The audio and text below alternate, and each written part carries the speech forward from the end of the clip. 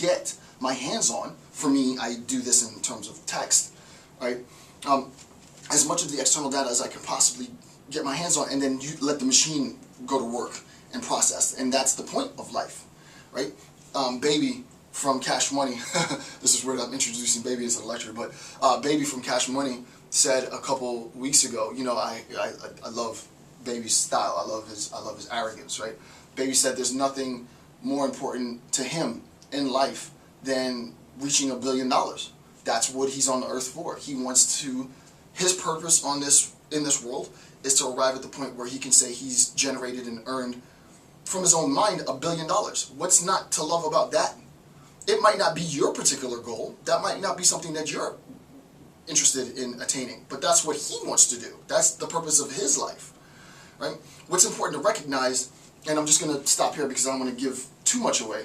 What's important to recognize is that there's no means of denying the truth, in scare quotes, the truth of that purpose.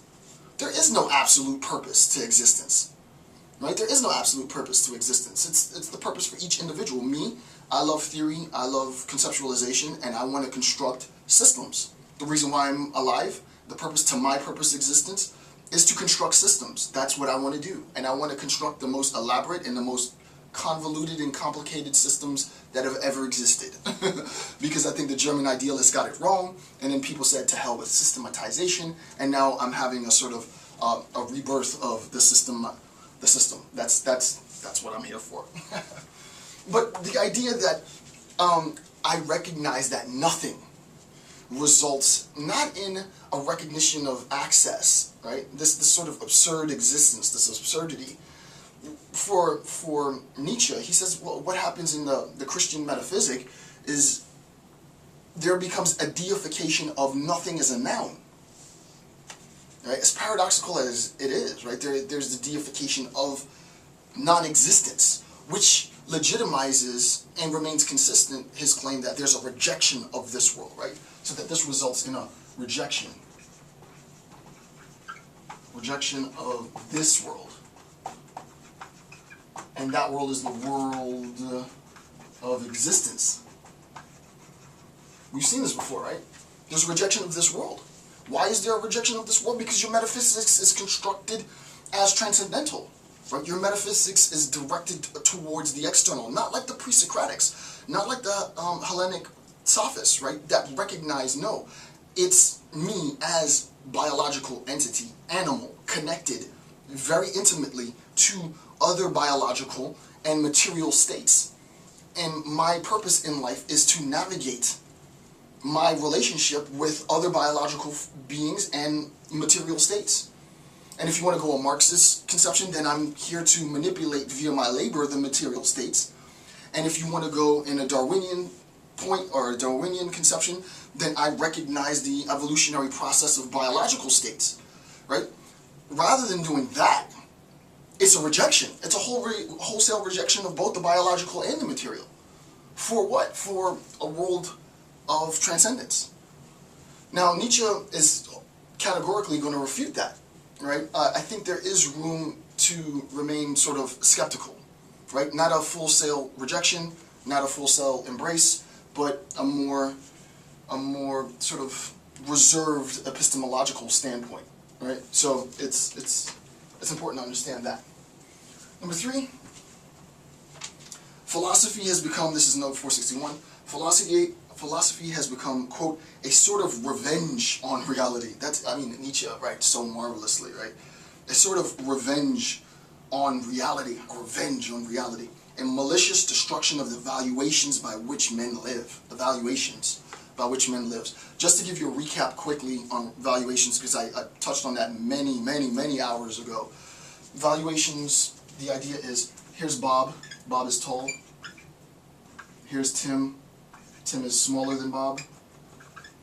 So we can say Bob is taller than Tim, Tim is smaller than Bob. That's all that we can legitimately say from an empirical standpoint, but we can attribute value to some physiological, some material, some biological state, and that is the process of valuation.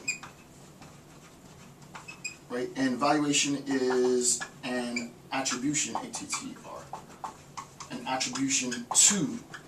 Valuation is an attribution to some biological, material, physical state. So instead of saying instead of saying Bob is taller than Tim, you would say something like, via valuation, because Bob is taller than Tim, he is more handsome than Tim. Or because Bob is taller than Tim, he is more intelligent than Tim. Or you might say, because Tim is shorter than Bob, he is more aggressive than Bob, what have you. I mean, these are all sort of ridiculous. But the idea is, I've taken, the technical terms in terms of biology is called physiological normalcy. There's a concept out there. Physiological normalcy is a valuative system that attributes value to the having of particular physiological traits. For example, skin color, eye color, hair color, size, height, ... So it's an attribution of value to some state of affairs, right? So philosophy then, I just needed to say that so that I can make sense of the sentence. Philosophy has become a sort of revenge on reality and malicious destruction of the valuation by which men live, right? The idea is, it's difficult not to recognize difference. It's also difficult to then not attribute meaning to the differences that we recognize. I've said this in a conference that I did a couple weeks ago. I flew to Texas and I gave a conference on sort of race relations and such. And obviously this is all post the Trayvon Martin murder, which was, I'm not absolutely going to talk about here. But the idea is, will there ever be a state of affairs where we are beyond racism, right? Will there ever be a state of affairs where we sit down and roast marshmallows as a rural community around a campfire? And I do want to sound facetious, and I do mean to trivialize the idea. I don't think we should trivialize the drive to reach a state of equality. I think that's a good thing. I think there should be diversity training. I think people should recognize difference. But the idea that you are going to annihilate the valuation, meaning annihilate the system in which individual human beings, and really more importantly, a linguistic community attributes value to certain characteristics, I mean, that's a waste of time. We're never going to get beyond racism. We're never going to get beyond sexism. We'll never, ever, ever, never live in a world where there isn't a need for diversity training, where there isn't a need for conflict resolution. There's never going to be a state of affairs where there's peace on earth. I mean, I hate to say that, and I know that might be really harsh. I might have exposed too much of my own personal beliefs, but, I know religious traditions, some religious traditions, many religious traditions believe that there will be a state of affairs where there's peace on earth, but I'm also, if I ever get to it, going to do my eschatology video series, and part of the problem of eschatology is the belief that there is going to be this existing peace. Right? Rather than a recognition that, listen, we're not here to destroy valuation. This is what Nietzsche says. He says, a malicious destruction of the valuation by which men live. We govern ourselves like this, right? I know when you see me on the street and I'm tatted up, from head to toe in a beater wearing all black, that you think I'm the bad guy. I know you do. You should think I'm the bad guy.